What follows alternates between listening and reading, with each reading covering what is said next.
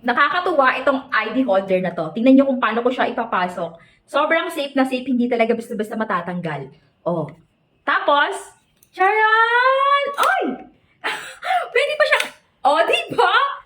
Guys, naka-discount sale to. Assorted na cartoon characters ang pwede nyo pagpilian kung ano yung pan-pan kayo. Yun ang i-check out nyo. Discounted to mga bebs ko. Tapos, ang ganda pa niya. Alam nyo kung bakit? Ganito mo lang ilalagay yung ID mo. Isisip mo lang yan nandyan, hahatakin mo lang. Nailak ko na kasi. Okay, kaya tanggalin natin uli. Paano siya ilagay? Napakadali lang. Okay. Lagay mo na yung ID mo. Ayan lang. Oh. Tapos, balik mo na rin. Oh, naka-discount yan, beb. Sobrang discounted yan. Hindi na mababasa ng ulan yung ID mo. Safe na safe pa kahit accidentally mo pa siyang mailublog o maibasa. Walang problema kasi safe na safe na. May palace lang kasama. Oh, ang ganda.